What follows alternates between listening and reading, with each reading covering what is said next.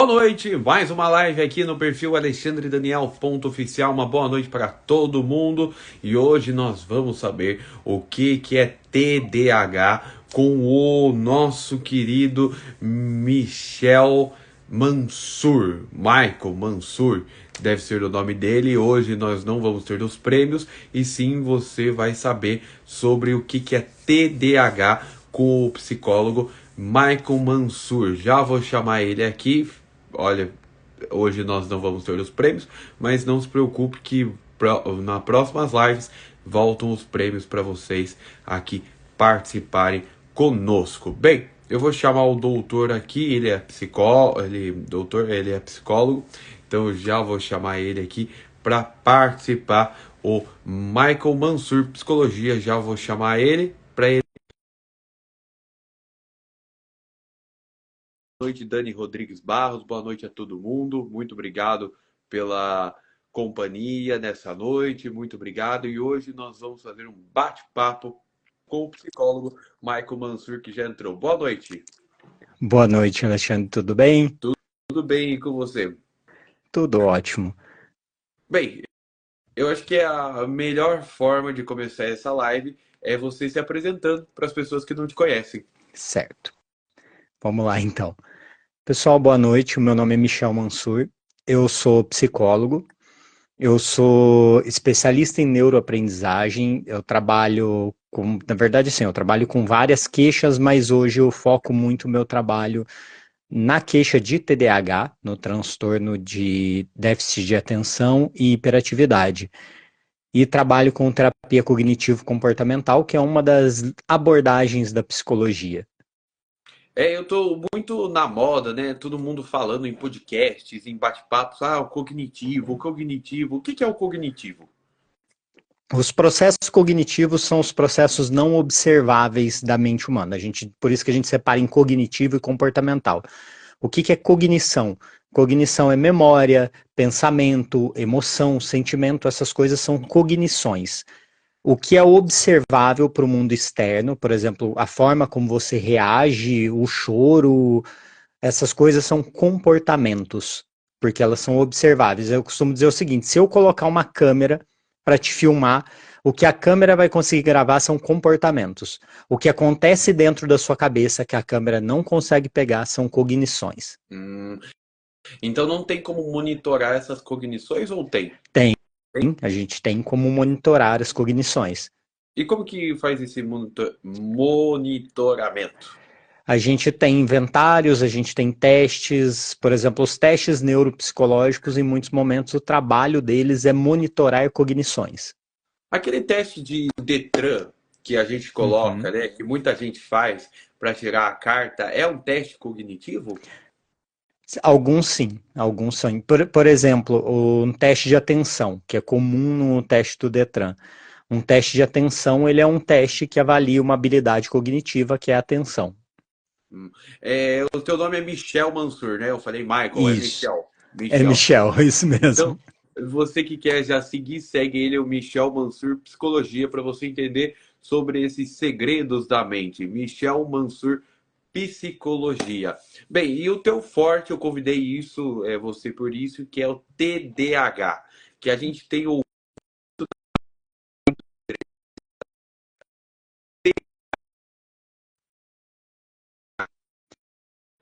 Peraí que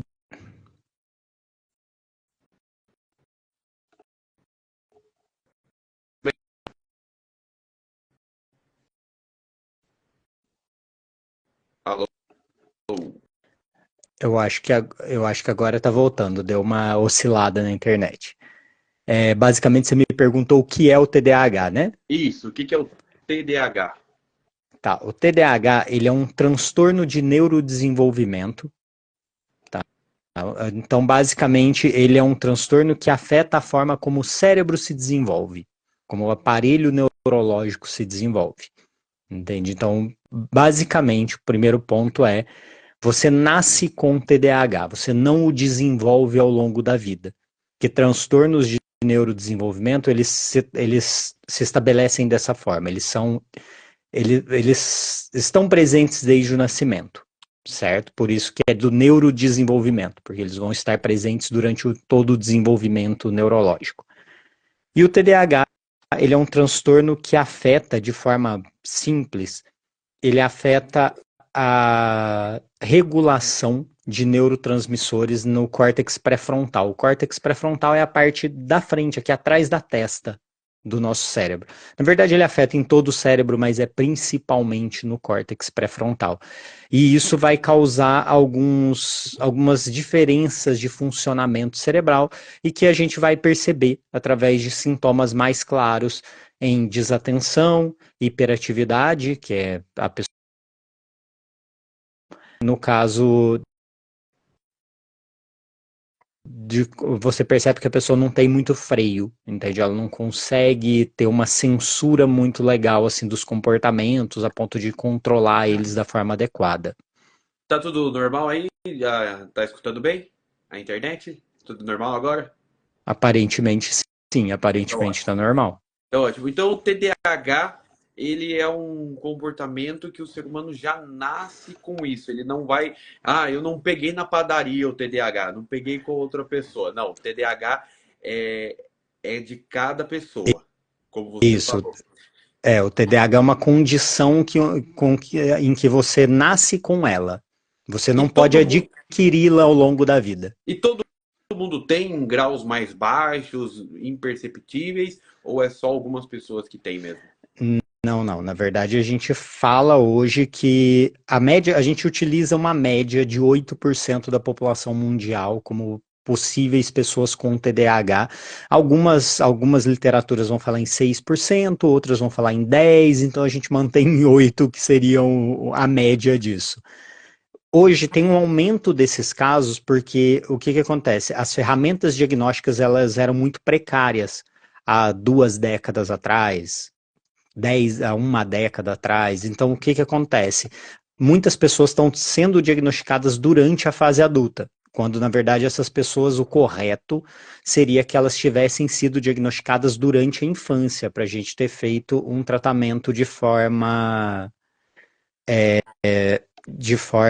precoce. Eu acho que é a melhor palavra. O André Fortunato está perguntando por que o TDAH, a pessoa com TDAH, tem dificuldades em matemática, por exemplo. Aí que tá. Isso é um dos mitos do TDAH, tá? Não são todas as pessoas com TDAH que têm dificuldades com matemática, tá? Existem pessoas com TDAH que têm facilidade com exatas e tudo mais. O que acontece é que algumas pessoas com TDAH podem ter como comorbidade é quando a gente tem um outro transtorno em conjunto. Ela pode ter como comorbidade a descalculia. E a descalculia é um transtorno de aprendizagem da matemática. Entende? Então, se Ah, a pessoa tiver TDAH e descalculia, ela vai ter dificuldades com a matemática. O que acontece com algumas pessoas com TDAH é o seguinte: a matemática, ela é uma ciência muito, vamos dizer assim, escalonada dentro do nosso ensino básico. Entende? Então, basicamente, o que acontece? Se você não aprender a primeira parte dela, fica muito difícil você aprender as outras. Então, o que acontece? Como a pessoa com TDAH tem dificuldades de concentração, se ela se perder no começo da matéria, fica muito difícil dela saber o que está vindo para frente. Aí ela vai apresentar essa dificuldade mesmo. Mas não é porque ela tem dificuldade com a matemática, é porque ela tem dificuldade com a atenção. a Paty Costa está falando que o sobrinho dela tem TDAH e a matemática é a melhor matéria, que ele é o melhor na escola, é a matemática. É, tivemos uma pergunta aqui do Neto Silva 21. Tem cura o TDAH? Não, o TDAH não tem cura. O TDAH tem tratamento e acompanhamento. Por que a gente diz que o TDAH não tem cura? Porque, basicamente, como eu expliquei, o cérebro da pessoa com TDAH, ele tem a captação de determinados neurotransmissores em déficit. Então, ele capta menos neurotransmissores, que no caso a gente vai falar da dopamina e da noradrenalina, capta em níveis menores que as outras pessoas. E isso vai acompanhar essa pessoa para o resto da vida. Isso não tem como ser curado, assim, não tem como a gente mudar essa regulação de neurotransmissores, entendeu? E como é claro que o diagnóstico é feito por especialistas, como você faz o diagnóstico, mas uma mãe, um pai, um tio, um avô, uma avó, como que, ou a gente mesmo, a gente não vai ficar diagnosticando as pessoas com TDAH, mal disso. Mas quais são os indícios maiores que a criança ou adulto pode ter TDAH? A gente trabalha com os sintomas básicos do TDAH são desatenção. Então, por exemplo, a criança ela vai ter problemas para manter a atenção em tarefas simples, entende? Na escola, ela vai ter esses problemas atencionais. Então, atenção e concentração, a pessoa se perde durante uma conversa, ela não tem uma linha de raciocínio, ela não consegue manter uma conversa linear, entende? Então, assim, ela começa num assunto, dali a pouco ela está em outro, dali a pouco ela está num terceiro assunto, ela volta no primeiro. Então, você consegue perceber que essa pessoa ela se perde nas questões de atenção e concentração. A questão de hiperatividade, tá? Perceber que essa, por exemplo, no caso da criança, eu vou usar a criança como exemplo, por quê? Porque a criança a gente vai falar dos pares. O que são os pares? São as outras crianças. Porque criança é naturalmente mais desatenta e mais agitada do que um adulto. Sim. São naturalmente dessa forma. Só que, por exemplo, uma criança com TDAH, você vai perceber que comparado às outras crianças da mesma faixa etária, ela é mais agitada, por exemplo. E ela é a criança que dentro de sala de aula não consegue parar, no momento em que as outras crianças estão sentadas, ela está se levantando, ela está se mexendo na cadeira, ela cai da cadeira, ela mexe a mesa, então ela não consegue ficar parada. Ela está o tempo todo fazendo alguma coisa, mesmo em momentos em que outras crianças estão tranquilas. E muito a questão da impulsividade, entende? Do agir sem pensar, do falar coisas sem filtro, do tomar decisões precipitadas, entende? Então, assim, às vezes reações muito explosivas. Então, ela vai perceber basicamente esses três pilares, que é a desatenção, a hiperatividade e a impulsividade. E tem graus de grau um, grau 2, grau 3, grau 4 ou não? Não tem um grau definido como no autismo, por exemplo, que você tem nível 1 de suporte, nível 2 de suporte, mas no TDAH a gente vai falar de nível leve, médio, moderado e severo. Então, por exemplo, pessoas com níveis leves de TDAH são pessoas mais funcionais, entende? Então, por exemplo, eu tenho TDAH. O meu TDAH ele é um nível leve. Eu tenho um nível leve para moderado, mas o meu TDAH é muito funcional.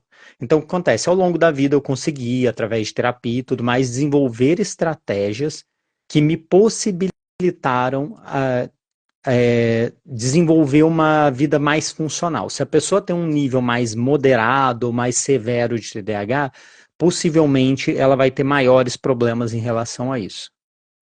A Vanessa tá falando aqui, seletividade alimentar. Nunca gostei de textura de cebola, coisas muito secas, coisas quentes, caso sério, kkk. Me chamam de fresca, tenho TDAH. É um dos sintomas, né? É uma das características do TDAH. Não é necessariamente um sintoma, porque quando a gente fala de sintoma, a gente vai falar de algo que a gente possa rastrear e utilizar como diagnóstico, tá? Mas é uma das características do TDAH. Algumas pessoas com TDAH elas vão ter seletividade alimentar. Pode ser pelo sabor, pode ser pela textura, pode ser pela aparência de determinado alimento. E a diferença, eu sei que para todas as pessoas, todo mundo vai pensar assim, mas tem coisa que eu não gosto. A questão não é essa, é que normalmente são coisas, por exemplo, semelhantes. Então, por exemplo, todos os alimentos com determinada textura a pessoa não consegue comer. Entende? Ah, Então, normalmente é porque, dessa forma. porque incomoda a pessoa, ela não Incomoda, se justamente. sente, ela não se sente bem com aquele alimento. Isso. E, por exemplo, uma criança não tem. Você já falou que tem TDAH, mas não mostra os indícios do TH. Pode desenvolver maior esses indícios na vida adulta e na velhice ou não? A tendência é que se modifique, entende? A tendência é que a pessoa tenha uma modificação dos sintomas ao longo da vida. Por quê? Porque a criança, ela não tem tantas estratégias para lidar com aquilo. Ao longo da vida, a gente vai desenvolvendo um monte de estratégias para evitar as punições causadas pelo TDAH, entendeu? Porque, basicamente, quando eu tenho TDAH, eu vou sofrer punições em função disso. Então, por exemplo, na escola eu vou ser repreendido, Entende? As pessoas vão falar, ah, não presta atenção nas coisas, ah, ele tira nota ruim, ah, ele se mexe muito, ah, ele não para de falar. Então, essa pessoa vai desenvolvendo estratégias para tentar evitar esse tipo de reação das outras pessoas. Aí, ao longo da vida, o que, que vai acontecer? Essa pessoa vai chegar na vida adulta, se ela não foi diagnosticada durante a infância, ela vai ter um monte de estratégias que ela criou para tentar ocultar isso. Então, os sintomas, normalmente, do adulto, eles são diferentes. Os sintomas da criança, eles tendem a ser sintomas mais puros, entende? Que você percebe de uma forma mais Sem a maldade, descarada. sem a maldade do adulto, né? Não, não é nem a maldade, é assim, você consegue perceber de uma forma mais clara na criança, porque o adulto ele consegue dar uma Ele, disfarçada, entende? Ele ele tenta coloca as disfarçar máscaras. para evitar que isso cause problemas na vida Sim, dele. sim. Basicamente é isso.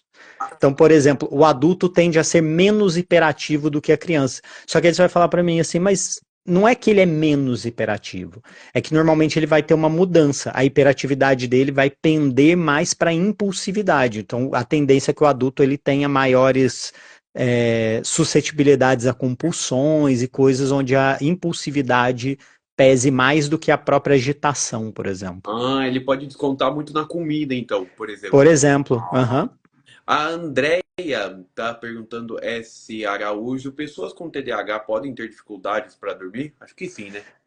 até 66% das pessoas com TDAH têm como comorbidade problemas de sono. Então, assim, a maior parte das pessoas com TDAH terá problemas para dormir. Mas é o que ele fica se mexendo muito na cama e não dorme? Na O que que verdade, é? tem muito a ver com a desregulação dos neurotransmissores mesmo, Uhum. entende? Então, assim, o TDAH tem várias causas, na verdade. Tem a questão da desregulação dos neurotransmissores, tem a questão da ansiedade, que é muito comum em quem tem TDAH. Então, a gente vai trabalhar com várias causas, e o principal, a hiperatividade mental. Ah, A pessoa deita não. para dormir e a cabeça dela não desliga. Então, ó, uma possibilidade de eu ter TDAH aí. André Fortunato, tenho 44 anos e só agora estou tendo a possibilidade de me tratar e o possível diagnóstico é TDAH. Por questões financeiras, interrompi meu tratamento psicológico quando era criança e adolescente. Por exemplo, nessa pergunta do André, se ele não tratou como criança e adolescente, pode aumentar, como você falou, né? Mas pode aumentar o grau ou não? A tendência é que o grau não. O grau Uhum. não, porque tecnicamente, assim, o grau em si, tipo, vamos dizer assim, do quanto o seu cérebro capta ou deixa de captar de neurotransmissores, isso não tende a mudar ao longo da sua vida. Mas os, vamos dizer assim, os impactos ao longo da vida tendem a aumentar quando você não teve o tratamento precoce. A tendência é que com o tratamento precoce, você tem impactos menores na vida adulta. Ainda bem que está sendo difundido agora, como você falou, com a tecnologia, a gente consegue fazer os exames agora em crianças e saber se tem TDAH ou não. Sim, Antes era a criança agitada, ou é burra, ou não é sabe é ficar quieta. justamente isso. Era É, justamente isso que acontecia. a Vanessa Basílio está perguntando a questão de sentir muito frio. Sinto frio fora do normal. Odeio ventilador, ar-condicionado. Eu ouvi falar que pode ser pelo TDAH, sensibilidade. Isso é forte ao ponto de ficar super estressada. Sim, se ela tem TDAH, uma das. Porque assim, o TDAH ele pode apresentar hipersensibilidades é, nos sentidos, entende? Tipo, visão, audição e tal. Uma das coisas que pode acontecer é a hipersensibilidade tátil. Então, ela pode sim, se ela tem TDAH, ela pode ter essa hipersensibilidade tátil, sim. E, por exemplo, você, o Michel Mansur, você mora 34, eu vi teu DDD, é Minas Gerais, não é? Isso, Minas, é 35. Eu sou do sul de Minas. sul de Minas. E você, por exemplo, eu vi que a tua agenda tá fechada, você não atende mais pessoas, é isso? É que na verdade minha agenda está fechada porque ela está lotada. Quando a gente fala que a agenda está fechada, isso quer dizer que eu não tenho vagas para início imediato. Ah, Aí eu tá. trabalho com uma lista de espera. Aí Ah, eu tá. coloco o nome das pessoas na lista de espera. À medida que eu vou tendo altas nos processos, vão surgindo novas vagas, eu vou chamando as pessoas que estão na lista. Então, se você gostou desse psicólogo, o Michel Mansur, que ele é muito bom, você tá vendo, é só seguir ele aqui no Instagram, vou passar de novo, Michel Mansur Psicologia, e você já deixa agendado com ele, que ele é especialista ainda em TDAH. Como você mora no sul de Minas, por exemplo, eu moro aqui em São Paulo, muita gente mora na Bahia, no Acre, no Maranhão. A gente consegue fazer o teste cognitivo e saber se a pessoa tem TDAH à distância ou não? Consegue sim. Na verdade, o exame pro TDAH, vamos dizer assim, não existe um exame propriamente dito, tá? O diagnóstico pro TDAH ele é clínico, tá? A gente faz avaliação dos sintomas e aí a gente tem alguns critérios que a gente vai avaliar: histórico de vida, se esses sintomas vêm desde a infância, se eles afetam diferentes áreas da vida da pessoa, em diferentes contextos, se eles podem ou não ser explicados por outra causa. Então a gente vai avaliando, entende, diferentes aspectos da vida da pessoa para poder fechar ou não esse diagnóstico.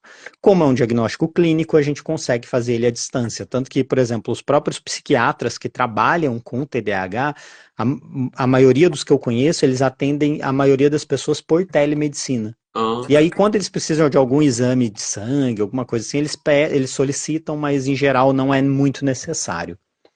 A Vanessa está amando a live porque está respondendo super rápido as perguntas. Obrigado você pela audiência. Muito obrigado. O Neto Silva, você falou de alta. Essa alta, como disse, quanto tempo leva o tratamento? Depende, né? Depende do paciente. Depende demais. Isso é muito variável, assim. Pode ter uma pessoa pode ter um processo de 1 mês, 2 meses, 3 meses. Tem gente que está comigo há 2 anos. Entende? Isso varia demais. Ou a pessoa característica também com TDAH, ela tem dificuldade de decorar texto, por exemplo? Pode ter. Ela pode ter dificuldade com o que a gente chama de memória de trabalho. Memória de trabalho é a memória que a gente usa durante uma atividade. Por exemplo, eu estou aqui fazendo um trabalho de faculdade, por exemplo, e aí eu vou coletando informações. Eu posso ter dificuldade para manter essas memórias na cabeça, essas informações recém-adquiridas, para utilizar ela durante esse trabalho. Então, sim, a pessoa pode ter dificuldade para decorar textos. E memórias também de eventos que aconteceu com ela? Por exemplo, você lembra que você, quando era criança, você tropeçou no meio de todo mundo e a cidade parou, por exemplo. Isso pode acontecer, a criança não lembrar? Pode ser um trauma também, mas acontece isso? Não, assim, a memória de longo prazo ela é menos afetada pelo TDAH, só que ela pode ser afetada por quê? Para a gente formular memórias, eu preciso ter um componente muito importante que é a atenção. A atenção é um dos componentes principais na formulação de memória, porque eu só posso gravar algo que eu estava atento, que eu estava prestando atenção. Então, se eu não prestei atenção suficiente, a tendência é que eu esqueça isso. Pode afetar, então. E da onde surgiu o seu encanto, não encanto, né, mas especialidade em TDAH? Da onde surgiu isso? É porque, na verdade, como eu tenho TDAH e eu descobri o TDAH durante a faculdade de psicologia, acabou sendo uma coisa natural para mim trabalhar com isso, entende? Porque aí ao longo do tempo eu fui pesquisando mais, eu fui me interessando mais, e o próprio Instagram mesmo, vou falar das redes sociais, eles meio que exigem que você tenha um direcionamento para você falar para um público mais específico, é mais simples. Aí o TDAH, como é uma coisa que eu tinha muito, sempre tive muito conhecimento, sempre pesquisei muito, acabou sendo natural ir nessa direção. O TDAH também é uma pergunta da Cássia Soares. TDAH tem hiperfocos também? Tem, né? Tem hiperfocos. Uhum. Ela perguntou também porque o autismo também tem hiperfocos. No caso do TDAH, o hiperfoco se dá por causa desse desequilíbrio de neurotransmissores, porque a dopamina é um neurotransmissor ligado à motivação. Quando eu estou em uma atividade que é mais motivadora para mim, ou seja, que eu gosto mais, o meu nível de dopamina ele vai aumentar. E é isso que o cérebro da pessoa com TDAH busca. Então a tendência é que ela foque muito nas atividades que para ela são mais prazerosas. Então vira um hiperfoco. Como que é? Tem uma menina de 7 anos, ela está tomando remédio Concerta. Melhor a gente não falar nome de remédio, que cada profissional vai dar um nome de remédio específico para o seu. É que na verdade o Concerta é a famosa Ritalina. Só que ele é um dos nomes comerciais da Ritalina e é uma das medicações mais utilizadas no caso do TDAH mesmo. Mas assim, tem que passar no especialista, né? Não vai. Tem que. Na verdade, você não consegue adquirir ele sem receita. A receita das medicações de TDAH, que são psicoestimulantes, são receitas muito controladas. Tanto que tem inclusive especialistas, mesmo neurologistas e tal, que eles nem têm a receita específica para conseguir receitar psicoestimulantes. É uma coisa também, né? Eu acho que é um bom puxão de orelha que você tem que dar, é porque todo mundo ultimamente está falando que tem TDAH, né? Ah, eu tenho TDAH, eu tenho TDAH. Não, né? Tem que fazer o teste para saber se você tem TDAH, não é verdade? Uhum. Vai ficar falando. É, tem muita gente que tem toque. Pode ser combinado com o TDAH, ou toque é uma coisa, ou TDAH é outra. Pode, a pessoa pode ter o toque e o TDAH, e a pessoa pode tanto confundir um com o outro, na verdade, porque tem algumas características do TDAH que podem ser confundidas com o toque, e algumas características do toque que podem levemente ser confundidas com o TDAH.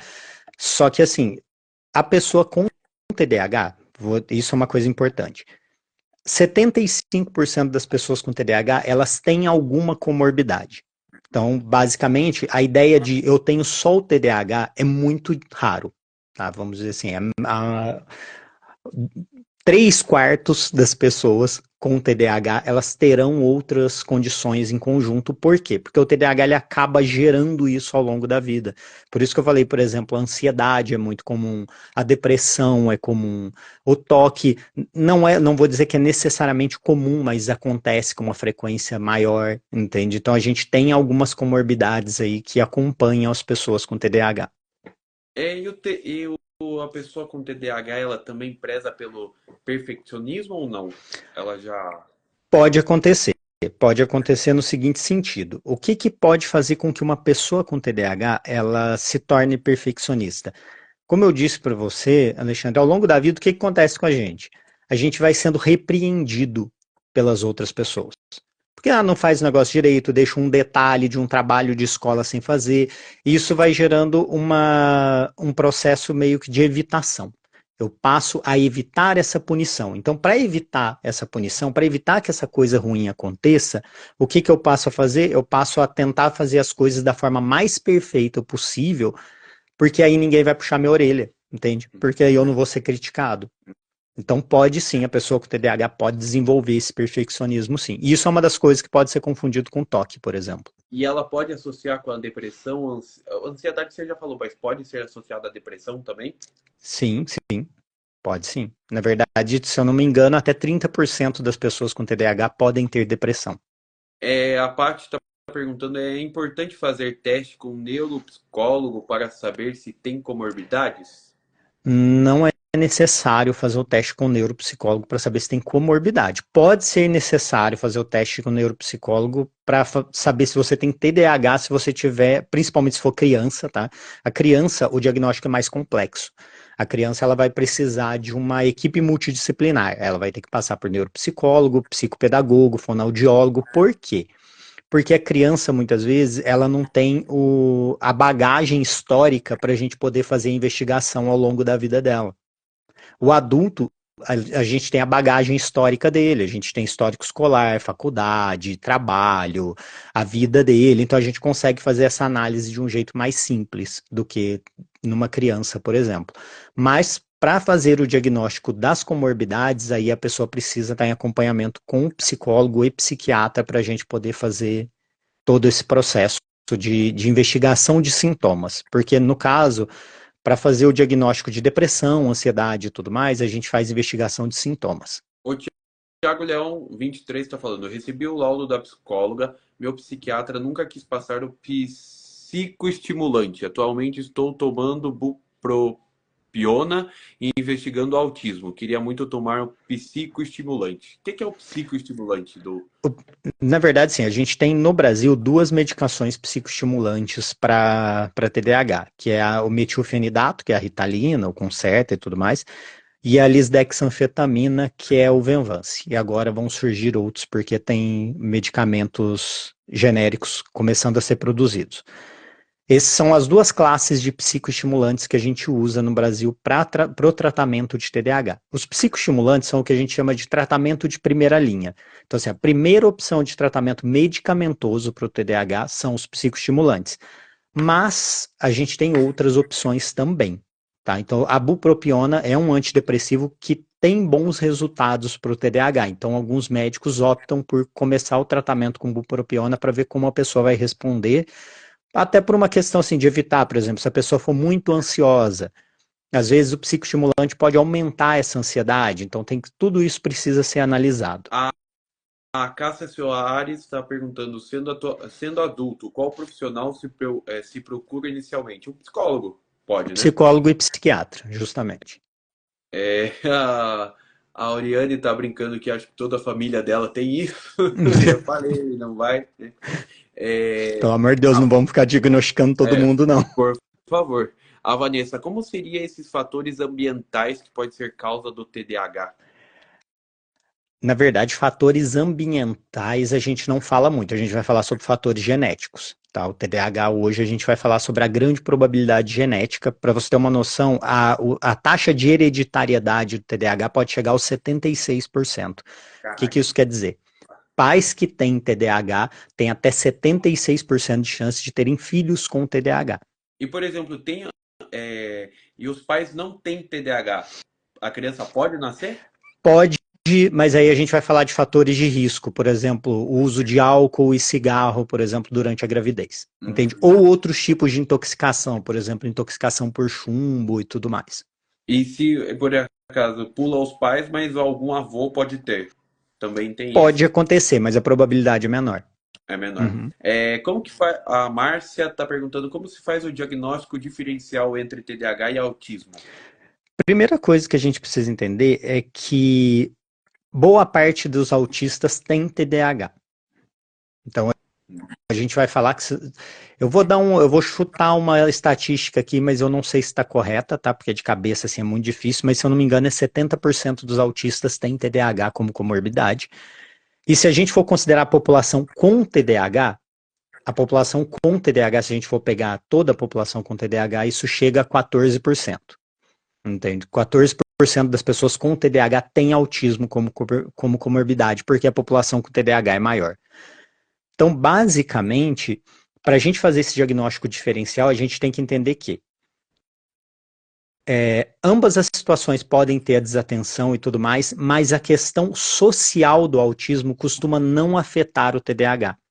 Então, o autista ele costuma ter mais dificuldades sociais e o principal, dificuldade com comunicação. Não necessariamente, eu diria que a maior parte das pessoas com TDAH não vai ter dificuldades com comunicação, tanto para aquisição de linguagem, ou seja, aprender a falar, quanto para compreensão de linguagem não direta. O que é uma linguagem não direta? Ironia, sarcasmo, sabe essas especificidades de linguagem que às vezes o autista ele não entende. Às vezes, se você fizer uma piadinha meio de ironia, de sarcasmo com o autista, ele provavelmente não vai compreender. Entende? As pessoas com TDAH costumam ter uma facilidade nisso. O TAG mascara o TDAH? Não sei o que é TAG. TAG é transtorno de ansiedade generalizada, a famosa ansiedade patológica. Tá. Sim, o TAG pode mascarar o TDAH. Se a pessoa, um adulto com TAG, ele pode ter um TDAH mascarado. Por isso que a gente fala o seguinte: como os sintomas do TAG, eles podem sobrepor os sintomas do TDAH, então assim, a pessoa pode ter desatenção, uma agitação e não ser TDAH, ser ansiedade. Então, por exemplo, a pessoa vem e fala para mim, Michel, suspeito que eu tenho TDAH.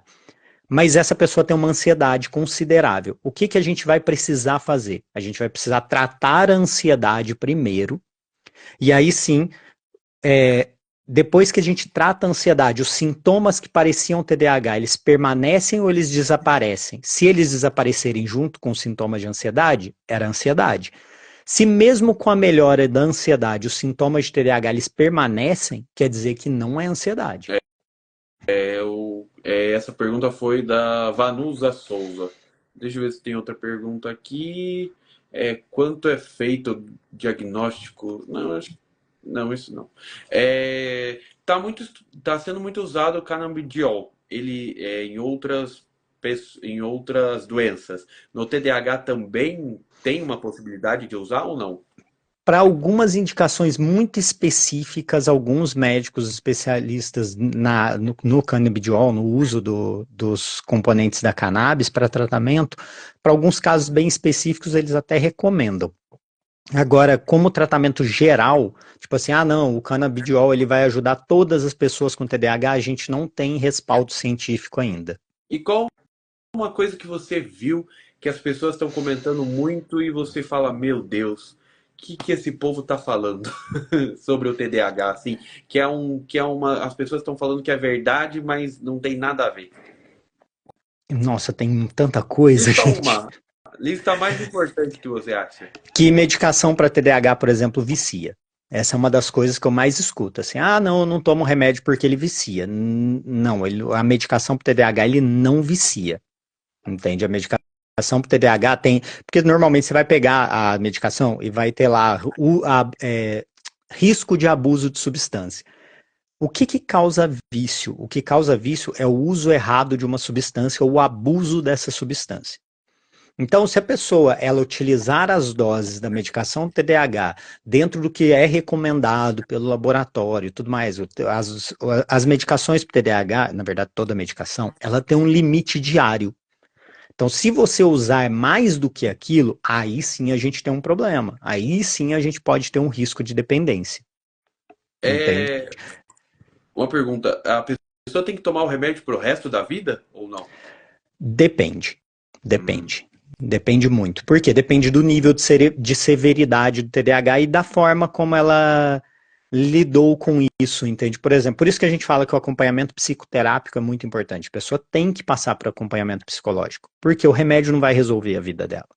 O remédio ele vai melhorar sintomas de desatenção, de hiperatividade e tudo mais, só que ao longo da vida, a pessoa com TDAH ela constrói muitas estratégias que são disfuncionais. E essas estratégias que ela constrói vão atrapalhar a vida dela. E fora os problemas emocionais, uma das características do TDAH é o que a gente chama de desregulação emocional, que é ter respostas emocionais que são exageradas ou que são fora do padrão do que deveriam ser quanto ao estímulo, ou para cima ou para baixo, entende? Ou ela pode ter uma resposta muito forte, muito intensa, ou ela pode ter uma resposta muito fraca, entende? Ela não responder da forma adequada a um estímulo. Então, essas coisas a medicação não vai resolver. Isso a pessoa vai precisar do acompanhamento de psicoterapia. Pode ser que durante o acompanhamento psicoterápico ela chegue num ponto onde a gente consiga fazer a retirada da medicação, onde ela não vai precisar do medicamento. Mas é caso a caso, a É evolução, precisa individual, é muito melhorar. individual. É igual, acabaram de perguntar se o remédio, se o remédio é indicado para todo mundo ou se só a terapia é o suficiente. Para casos mais leves, por exemplo, muita gente nem precisa da medicação. A pessoa com um acompanhamento de psicólogo, ela consegue lidar com aquilo sem precisar da medicação. Mas são casos mais leves, entende? A gente tem que entender isso. Se você tem o se, não é o sintoma, como é sintoma, né, que você falou, não lembro mais o nome. Sim. Sintoma que você pode repetir novamente para quem está chegando agora aqueles Os três sintomas sintomas principais? de desatenção, hiperatividade e impulsividade. Isso, esses mesmos que estavam Se eles perguntando são até. muito altos, e até mesmo em casos mais leves, tá? Eu falo isso para as pessoas, eu tenho um quadro mais leve, mais funcional. Eu, no momento, não estou medicado, porque o meu médico, ele chegou à conclusão que era legal a gente tirar para ver como é que eu ia me comportar. Só que eu percebo diferença, entende? A diferença é que como o meu caso é muito funcional e eu já tenho muitas estratégias e tudo mais para lidar com os sintomas do TDAH, eu não tenho um impacto muito grande sobre a minha vida, entende? Mas eu mesmo sinto a diferença. Então, isso é uma coisa O, interessante da pessoa saber, ela vai sentir a diferença. o Frank Thiago está perguntando: o Concerta é melhor que o Atenese? Não sei o que é, O, remédio? É o remédio esse? Atenze é uma das medicações para o TDAH que não é um psicoestimulante. Ele chama atomoxetina. Tá? É uma medicação para o TDAH. É a primeira medicação para o TDAH no Brasil diretamente para o TDAH que não é um psicoestimulante. Não existe medicação melhor. Entende? Existe medicação que é melhor pro paciente. Então é O, a, individual. men- a mente do TDAH mais rápida que a maioria das pessoas ou é mito? Isso. É É mito. mito. É mais caótica do que a da maioria das Ah, pessoas. É diferente. É mais porque o que caótico. acontece? É que quando a gente fala de mais rápido, a pessoa entende o seguinte: a mente é mais rápida de uma forma linear, entende? Tipo assim, ela consegue fazer pensamentos de uma forma mais acelerada. Na verdade, ela é caótica. Então, assim, ela tem uma mente mais acelerada no sentido de fluxo de pensamentos surgindo ao mesmo tempo. Entende? Por quê? Porque ela não tem controle da inibição desses pensamentos. Ela não consegue fazer o cérebro dela parar e pensar em uma coisa só. Entende? Então isso não é mais rápido, é só mais caótico. Caramba, acho que eu vou fazer o teste com você. Perguntaram aqui se você foi seu diagnóstico foi na infância ou mais tarde. Você falou que foi durante a faculdade, né? Isso, meu diagnóstico foi aos 22 anos durante a faculdade de psicologia. E muitas pessoas têm TDAH, não tem o teu acompanhamento, tem o laudo já que tem TDAH, tem o remédio. E quais são os hábitos que a pessoa pode fazer, realizar para melhorar, para diminuir os sintomas e ela viver melhor? Perfeita pergunta. Vamos lá, Alexandre. O que a pessoa tem que entender? Que medicação é importante? É. Terapia é importante? É. Mas a gente tem uma construção de hábitos melhores para que ela possa viver melhor. Então é aprender a lidar com rotina, aprender a lidar com agenda, aprender a ter um pouco mais de disciplina e em cima disso a gente trabalhar algumas mudanças de hábitos, por exemplo. O que a pessoa precisa vigiar assim na vida dela? Ela precisa ter um bom sono. Então não tem jeito, a pessoa tem que dormir bem, ela tem que tentar ter uma boa rotina de sono. Eu entendo que as pessoas com TDAH têm dificuldade, tá? Mas é ter uma boa rotina de sono, tentar dormir mais ou menos no mesmo horário, acordar mais ou menos no mesmo horário, sabe? Ter essa uma boa rotina, se alimentar bem. Então a pessoa ela precisa ter uma alimentação legal, entende? Eu não tô falando para a pessoa virar maromba, tá, gente? Quando eu falo se alimentar bem, o pessoal acha que tô falando para virar maromba, não é isso. Se alimentar bem é ter uma alimentação rica em nutrientes, em vitaminas, sais minerais e tal. Ela tem uma alimentação equilibrada. E o terceiro, e um dos principais, na minha opinião, exercício físico. Não existe bom tratamento para o TDAH sem um bom hábito de exercício físico. Gastar energia acumulada, que tem muito, né? Não Gastar. necessariamente. A questão muitas vezes não é o gastar energia. Isso é um mito, tá? Isso é interessante. Um dos mitos é que a pessoa com TDAH tem mais energia do que as outras. Mas fazer o exercício físico, quando eu faço exercício físico, eu me ajudo no quê? Primeiro, rotina, porque eu vou ter que ter uma rotina para fazer exercício físico. Então eu já começo a melhorar isso. Segunda coisa, é a questão da disciplina, que é me manter fazendo algo que no início é desagradável, porque exercício físico no começo ele é desagradável, até você criar uma adaptação, ele é desagradável no início. E o terceiro é regulação de neurotransmissores. Quando eu faço exercícios físicos, o meu nível de dopamina e de noradrenalina ele sobe. Então, o meu cérebro, como TDAH, ele vai se sentir melhor com isso. Tanto que eu vou dar o meu exemplo. Eu faço exercício físico pela manhã. Por quê? Porque eu treino e aí depois eu me sinto mais disposto e mais concentrado para trabalhar ao longo do dia. Isso te ajuda. Ah, depende de cada um. Tá conseguindo escutar aí? Tá tudo bem? Tô sim, tô ouvindo. O Frank Thiago perguntou: tem TDAH? Meu filho mais velho tem TDAH? Qual a chance do meu filho mais novo ter TDAH? Grande, né? Tem que fazer É um teste. grande, é grande, é grande. Não, assim, não tem um teste propriamente dito, é que nem eu falei, tipo, até 75% de chance de hereditariedade. Então, assim, a chance é grande. Mas tem muitas pessoas que têm um filho com e o outro filho não tem, entende?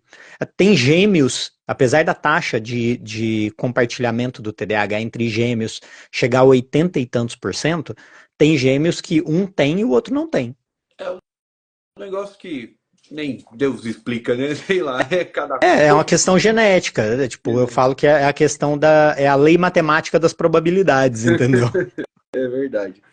Bem, o Michel Mansur, muito obrigado pela essa live, esse bate-papo, foi muito Eu que esclarecedor para mim, agradeço, Alexandre. mas para as pessoas também, o teu público, o meu público, que souberam um pouquinho mais sobre TDAH, não ficaram aí na mídia aí que ouvem algumas pessoas, eu tenho TDAH, o outro tem TDAH, não, com um Muito no profissional, senso comum, né?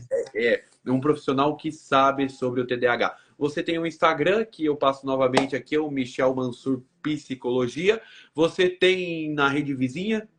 Eu tenho sim. A mesma Qual que coisa, é? Michel Mansur Psicologia. YouTube Todas as minhas você redes tem? são Michel Ah, Mansur Psicologia. YouTube, no momento, ele tá desativado, eu já tive, aí eu fiz uma repaginada aí no conteúdo, agora eu tenho que lançar novamente. é bom ter, porque esse assunto está na moda e cada vez mais vai ter mais gente e é bom para as pessoas também saberem. E tem o teu site, qual que é o teu site que eu não lembro? michelmansur.com.br. Tá bom. E quem perdeu a live, fica tranquilo, vai ficar salvo no meu perfil. Você pode ver a Ótimo. hora que você quiser aqui com as perguntas que a gente já fez. Muito obrigado, uma boa noite e continue levando a sua mensagem com esse amor que a gente vê que você domina muito o assunto, brilha no teu olho e que você leva com leveza e ajuda todo mundo. Muito obrigado, viu? Muito obrigado, Alexandre. Muito obrigado a todo mundo que assistiu. Uma boa noite para todo mundo. Boa noite. Tchau, tchau. Tchau.